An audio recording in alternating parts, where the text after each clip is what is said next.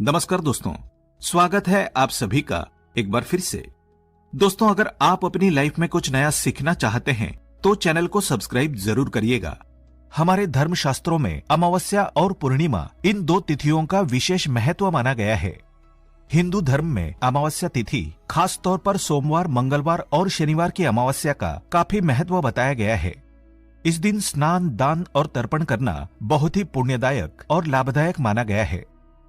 अमावस्या तिथि पितरों निमित्त कार्यों के लिए उनका आशीर्वाद पाने के लिए महत्वपूर्ण मानी गई है।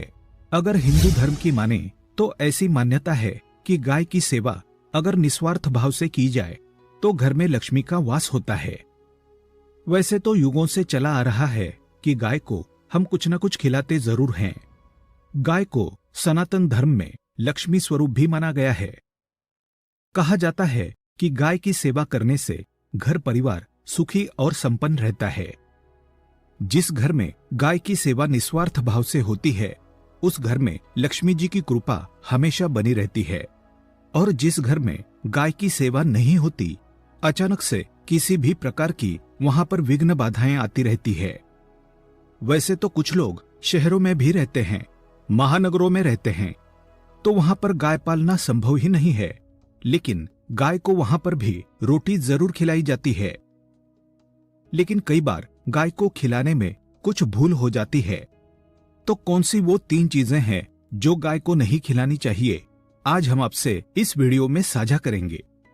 लेकिन दोस्तों, उससे पहले आपसे रिक्वेस्ट करते हैं कि वीडियो को लाइक जरूर करिएगा, दोस्तों को शेयर कर दीजिएगा, और अगर आपने अभी तक चैनल को सब्सक्राइब नहीं किया है तो चैनल को सब्सक्राइब करके बेल आइकन जरूर दबाइएगा। दोस्तों, गाय के अंदर सभी देवी देवताओं का निवास माना जाता है। तो आप सुबह जो पहली रोटी बनती है वो अगर गाय को खिलाते हैं तो देवी देवताओं का आशीर्वाद मिलता है। गाय को गुरु के साथ जोड़ा गया है, यानी गुरु ग्रह के साथ, बृहस्पति ग्रह के साथ। इसलिए गुरुवार के दिन गाय को रोटी पर एक चुटकी हल्दी डालकर खिलाएं तो सुख संपत्ति, धन, ऐश्वर्य बढ़ता है, दुष्ट ग्रह शांत हो जाते हैं। जो लोग मानसिक रूप से परेशान है वो गाय को रोटी पर थोड़ा सा गुड़ रखकर खिलाएं तो सकारात्मक ऊर्जा आती है, टेंशन खत्म होती है, स्वास्थ्य अच्छा रहता है। और अगर आपको लगता है कि आपके सभी ग्रह खराब है तो ऐसे में गाय को पहली रोटी रोज खिलाएं, सभी ग्रह धीरे धीरे शुभ हो जाएंगे। कभी कभी जीवन में लंबे समय से कोई शुभ मंगल कार्य नहीं हो रहे होते, तब ऐसे में आप गाय को रोटी खिलाएं, गाय के मस्तक को छूकर अपनी मन्नत कहें, प्रणाम करें, पैर छुएं तो आपकी मन्नत जरूर पूरी होगी। तो ये था गाय को आप क्या खिलाएं उसके बारे में। लेकिन गाय को क्या नहीं खिलाना चाहिए, अब हम वो जानते हैं। गाय को रोटी तो हर कोई खिलाता है। अब ये रोटी बासी बिल्कुल भी नहीं होनी चाहिए, यानी कि एक दिन पहले की जो रोटी बनी रहती है और आप दूसरे दिन सुबह सुबह खिला देते हैं, वो नहीं खिलानी चाहिए। कई बार आप रोटी बना लेते हैं और उस दिन गाय मिलती नहीं तो रोटी रखी रह जाती है, फिर वो अगले दिन गाय को खिलाने से गाय का अपमान माना जाता है, वो रोटी बासी कहलाती है। इसलिए गाय को एक दिन पहले की बची हुई रोटी कभी नहीं खिलानी चाहिए। सड़ी गली चीजें, खराब चीजें गाय को मत खिलाइए, इससे घर में परेशानी आती है। अगर आप ऐसा करते हैं तो अपनी आदत को बदलिए, क्योंकि इससे घर में तकलीफ आती है। गाय को हरा चारा तो हर कोई खिलाता है। हरा चारा आप खिलाते समय एक बात का ध्यान रखें, गाय को सबसे ज्यादा पीपल का पत्ता लोग खिलाते हैं, पर पीपल का पत्ता आप खुद से तोड़कर मत खिलाइए। दूसरी बात, आप घर में सब्जी लाते हैं तो साग आ जाता है, तो उसमें से अच्छी चीजें तोड़कर रख के बचा कुचा आप गाय को ना खिलाएं। आप जो देंगे वो गाय खा लेगी, लेकिन थोड़ी सी कुछ अच्छी चीजें मिलाकर गाय को खिला दीजिएगा तो ज्यादा फायदा होगा। गाय को दूध नहीं पिलाना चाहिए। आप दही चावल खिला सकते हैं, लेकिन दूध ताजा हो या बचा हुआ भूलकर भी गाय को मत पिलाइए। तो 3 चीजें गाय को नहीं खिलानी है। एक तो बची कुची रोटी नहीं खिलानी है। कोई भी अनाज बच जाए उसे दूसरे दिन गाय को नहीं खिलाना है। जैसे चावल बच जाता है, रोटी बच जाती है। और आप अगर चारा खिलाते हैं उन्हें तो सड़ा गला मत खिलाइए। और अगर खिलाते हैं कोई चीज तो उसके साथ कुछ अच्छी चीजें मिला लें। और गाय को दूध भी नहीं पिलाना है। ये चीजें बिल्कुल भी नहीं खिलाएं, नहीं तो घर में गरीबी आती है। माता लक्ष्मी आपके घर में वास करना छोड़ देती है। 84 लाख योनियों के सफर करके आत्मा अंतिम योनि के रूप में गौ का रूप धरती है। गाय लाखों योनियों का वो पड़ाव है जहां आत्मा विश्राम करके आगे की यात्रा शुरू करती है। दोस्तों, गाय का कोई अपशगुन नहीं होता है। जिस भूभाग पर मकान बनाना हो वहां पर अगर आप 15 दिन के लिए गाय और बछड़ा बांध देते हैं तो वो जगह पवित्र हो जाती है। भूभाग से बहुत सारी आसुरी शक्तियों का नाश हो जाता है, क्योंकि गाय में सकारात्मक ऊर्जा का भंडार माना गया है। गाय का मार्ग रोकना। अगर आप कहीं भी जा रहे हैं और गाय माता आपका मार्ग रोक दें तो ये बहुत ही शुभ माना जाता है। गाय और बछड़े का दर्शन एक साथ आपको हो जाए तो आपकी सफलता का प्रतीक माना जाता है। अगर आपके घर के आसपास गौ घूमती रहती है तो इसका मतलब है कि आपके घर से काफी सारे संकट अपने आप ही दूर होने वाले हैं और समृद्धि पूर्वक जीवन आपको मिलता है। गाय के समीप आप अगर जाते हैं तो संक्रामक रोग, कफ, खांसी, सर्दी, जुकाम आदि का ग्रेजुअली अपने आप ही बिना दवाइयों के भी नाश हो जाता है। अगर आपको गाय अचानक से पूंछ मार देती है तो ये बहुत ही शुभ संकेत माना गया है और काली चितकबरी गाय का ऐसा करना तो और भी ज्यादा शुभ माना गया है। पंचगव्य जो होते हैं वो कई रोगों में लाभदायक है। पंचगव्य क्या क्या हुए? गाय के दूध, दही, घी, मूत्र और गोबर। इन सभी को शरीर की रोग निरोधक क्षमता को बढ़ाकर रोगों को दूर करने वाला माना गया है। ऐसा कोई रोग नहीं है जिसका इलाज पंचगव्य से नहीं किया जा सकता। दोस्तों, आज के समय में लोग गौ माता की पूजा करने के बजाय, उनका सही उपयोग करने के बजाय उनको काटकर मारकर खाना ज्यादा पसंद करते हैं। बुरा लगेगा शायद, पर यह सच है। और गाय को रोटी देने से न केवल सुख समृद्धि की प्राप्ति होती है बल्कि बरकत भी होने लगती है। अगर आप गौ को पाल सकें तो अच्छी बात, लेकिन आज के मॉडर्न युग में जहां लोगों की शायद खुद की घर में रहने की जगह नहीं है, ऐसे में गौ को रखना थोड़ा कठिन और महंगा हो सकता है। ऐसे में आप गौ को रोटी दें। कम से कम रोटी दे करके आप सुख समृद्धि को प्राप्त कर सकते हैं। आपके घर में बरकत होने लगती है। हमारे बुजुर्ग हमेशा से कहते आए कि गाय को रोटी खिलानी चाहिए, लेकिन समय स्थिति के चलते गाय की सेवा हर कोई नहीं कर पाता। लेकिन कम से कम रोटी तो आप खिला सकते हैं।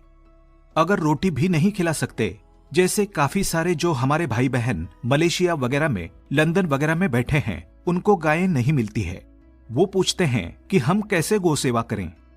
आप ऐसा कर सकते हैं, आप गौ के नाम के पैसे निकालते जाएं और फिर आप चाहें तो कभी इंडिया आए तो आप गौशाला में दान दे दें, या फिर आप चाहें तो वहीं पर किसी गरीब को गौ के नाम की रोटियां खिलाएं। किसी भी अनाथाश्रम में चले जाएं, किसी वृद्धाश्रम में चले जाएं, किसी भी दूसरे सफेद पशु को आप भोजन कराएं। ये भी आपके लिए बहुत अच्छा होने वाला है। कम से कम रोटी जरूर खिलाएं। हमारे देश में कई जगह देखा गया है और कई लोगों का प्रश्न आता है कि हम झूठी रोटी गाय को देते हैं। क्या ये सही है या गलत है? हम झूठा खाना, बचा हुआ खाना गाय को खिलाते हैं, यानी जो बच जाता है वो गाय के हवाले कर दिया जाता है। तो आपको बता दें दोस्तों, रामायण काल में गौ माता को एक श्राप मिला था। उसी की वजह से आज उनके साथ ऐसा हो रहा है।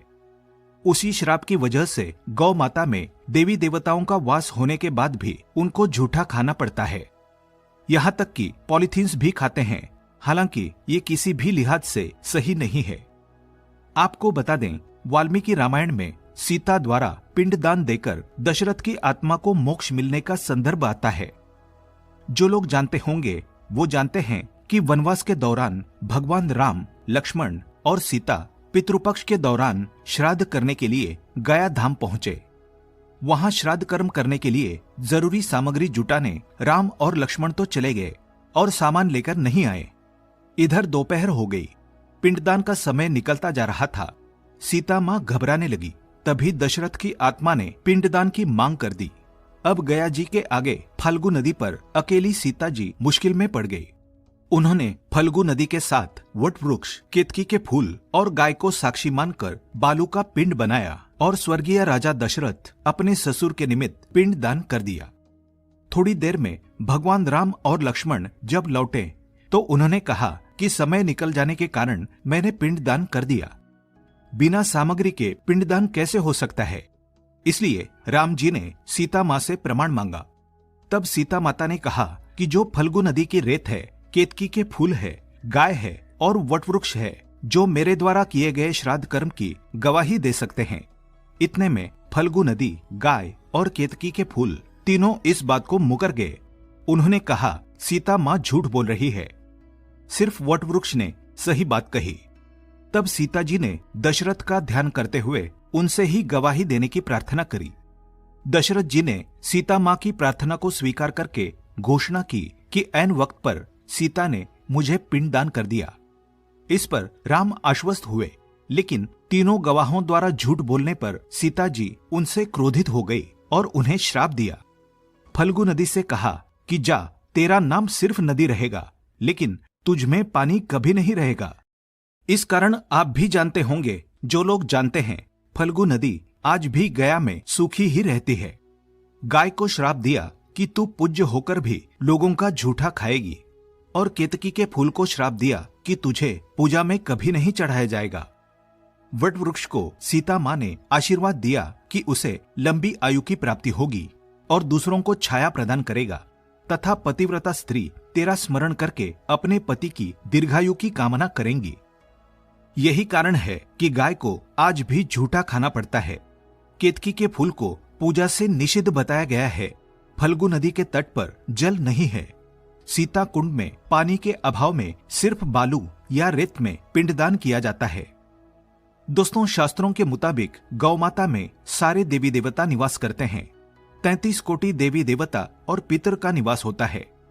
अगर आप भी किसी मंदिर में नहीं जा सकते, पूजा पाठ नहीं करते हैं, कहीं जाकर के ग्रह दोषों का उपाय नहीं कर सकते हैं, तो आपको गाय को एक रोटी जरूर खिलानी चाहिए। हमेशा कहते हैं, पहली रोटी गाय की। अगर आप भी खिलाते हैं तो दुनिया के सारे सुखों को प्राप्त कर सकते हैं। आपने अक्सर ही सुना होगा कि रसोई में पहली रोटी जो भी बने गाय को दे देनी चाहिए। हर रोज गाय को एक रोटी देने से आपके जीवन के सभी दुख दर्द दूर हो जाते हैं। खाना बनाते वक्त हमेशा पहली एक रोटी गाय की निकाल दें। इसके बाद ही परिवार के बाकी सदस्यों के लिए आपको रोटियां सेकनी चाहिए। कोशिश करनी चाहिए कि गाय की उस रोटी में थोड़ा सा हल्दी मिला दें। इससे गाय को रोटी खिलाने का अपार फल प्राप्त होता है। अगर गुरुवार का दिन हो तो लोई ले लें। सने हुए आटे की एक छोटी सी लोई बना लें और उसमें हल्दी मिलाकर गाय को खिला दें। आपके जीवन में शुभता आती है, वैभव आता है, धन संपत्ति का वास होता है।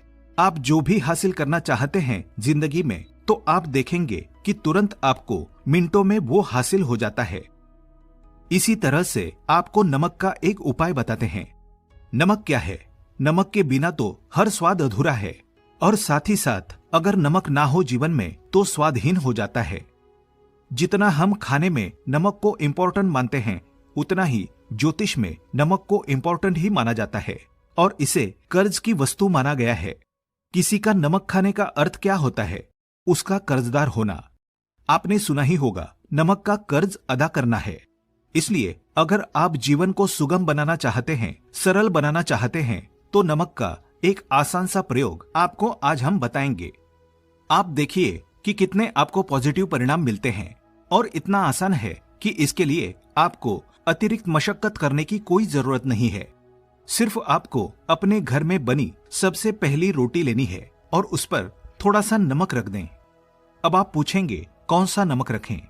तो सबसे बेस्ट है आप सादा नमक, ढीली वाला नमक, सस्ता नमक जो भी है वो रखें। काला नमक नहीं रखना है, आपको सफेद नमक ही रखना है। तो नमक रख लें और फिर इस रोटी को किसी कपिला गाय को आपको दे देनी है। कपिला गाय यानी सफेद रंग की गाय को आपको खिला देना है। अगर आपको कपिला यानी सफेद गाय नहीं मिलती है तो आप ये रोटी किसी भी गाय को खिला दें। मगर यदि आपको कोई ऐसी गाय दिख जाए, सबसे पहले सफेद गाय को ही खिलाना प्रीफर करें। आपको बता दें दोस्तों, ये उपाय आपकी हर समस्या को जड़ से दूर कर देता है। चाहे आपके घर में कोई बड़ी कलह हो, कोई पारिवारिक वाद विवाद हो, इस उपाय को करके आपके घर में सुख का वास होने लगता है। जो भी धन की कमी हो, बच्चों की पढ़ाई हो, करियर में सफलता हो, सभी मुश्किलें आपके जीवन की दूर होने लगती है। लेकिन गाय को रोटी देते वक्त मन में ऐसा कोई भाव ना लगाकर रखें कि हम रोटी खिलाते हैं या फिर हम बहुत बड़े दानी हैं। अन्यथा इस स्थिति में पुण्य फल की प्राप्ति होना संशय वाली स्थिति देता है। गाय को रोटी खिलाने से नियम से बरकत के अलावा आप देखेंगे धन संपत्ति में दिनों दिन बढ़ोतरी होने लगती है और आपके घर के ग्रह दोषों से आपको मुक्ति मिलती है। अगर आपके भी घर में धन की कमी है तो आपको ये उपाय जरूर करना चाहिए। किसी भी दिन करें। अगर सावन का पवित्र महीना है तो हर दिन शुभ है। आप जिस दिन चाहें उस दिन से कर सकते हैं और आप देखेंगे इस उपाय को करने से आपके घर से धन की कमी बिल्कुल झट से दूर हो जाती है। तो ये उपाय आप जरूर कर लीजिए। आज के लिए बस इतना ही। दोस्तों, अगर आपको ये वीडियो पसंद आया है तो वीडियो को लाइक करिएगा, दोस्तों को शेयर जरूर करिएगा और चैनल को सब्सक्राइब करके बेल आइकन जरूर दबाइएगा ताकि आने वाला नॉलेजेबल वीडियो आपको सबसे पहले मिले। दोस्तों, मिलते हैं अगले वीडियो में। तब तक के लिए goodbye and thanks for watching my video.